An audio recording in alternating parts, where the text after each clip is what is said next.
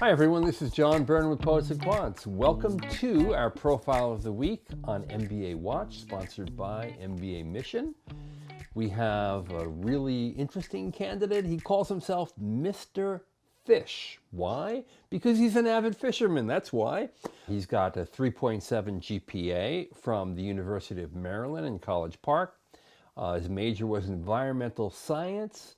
He's got a GRE instead of a GMAT. The score is 327. He works in facilities, IT, and energy coordination in higher education. Before that, he was program director for a nonprofit, a B Corp, very small one. And he has two schools that he's definitely considering, UNC Kenan-Flagler and UT at Austin McCombs School of Business. And to evaluate Mr. Fish today, we have Jessica, a managing director of mbaMission. Hi. Hi, John. Nice to be here. So what do you make of Mr. Fish?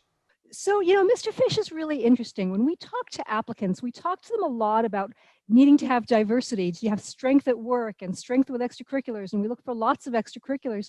But I have to say, it's sometimes really refreshing to see someone who, instead of having breadth, has tremendous depth and passion. I think that he shows a real level of passion for fishing tournaments, and he wants to move into that field, and it's really kind of refreshing, and it doesn't seem disjointed either because he's got this environmental background.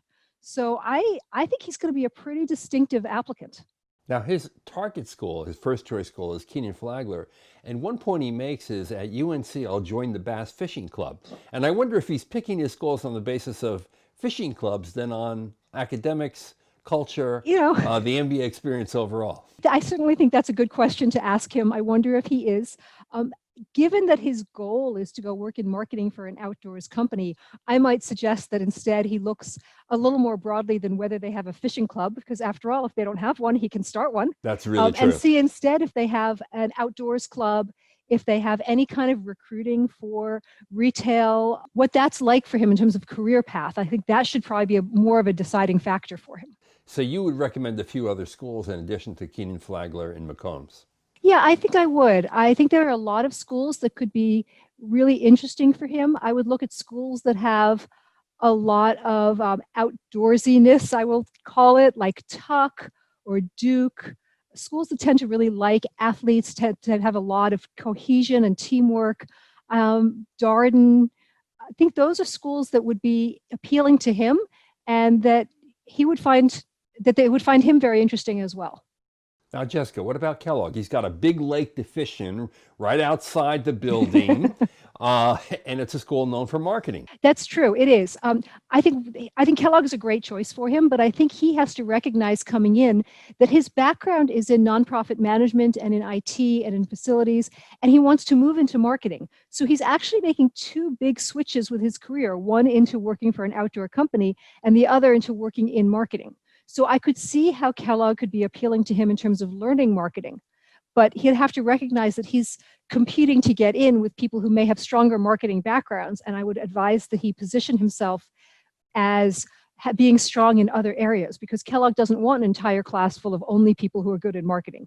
So if he wants to gain the marketing experience, he should rest on his strengths in facilities and management and nonprofit to get in. I might also suggest to him that he think about a career path that only has one major change in it. So instead of switching to marketing and to a new industry, maybe he moves into this outdoor space, outdoor company, and yet stays in management or stays in operations, something that's a little more value continuous with what he's done.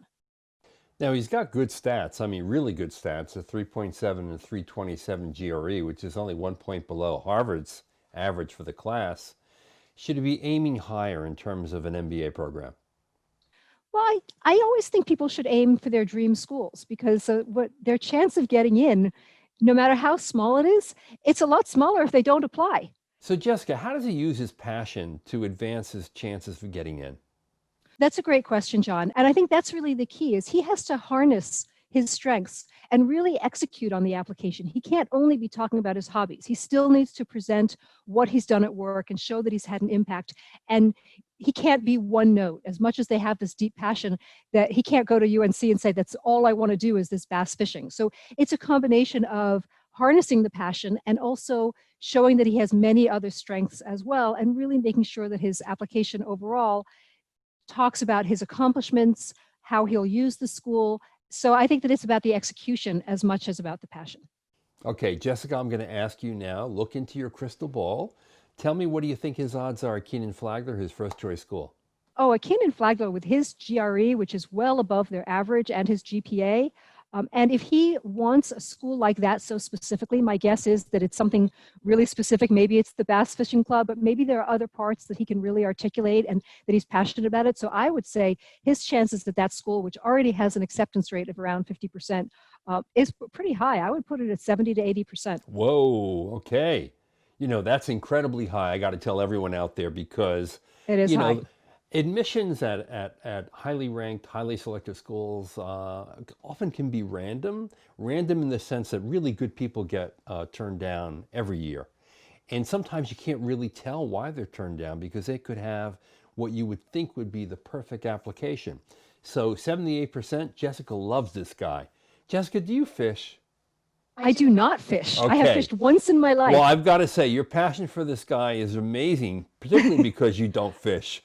Because that's what we want the admissions office. His passion should get the admissions office passionate, not about fishing, but about someone who's that passionate about something. Because it says he might be just that passionate about their school one day as an alum or as someone who's going to talk up the school. So the fact that he can demonstrate that passion is what's appealing to me. Jessica, a pleasure as always. Thank you so much, John.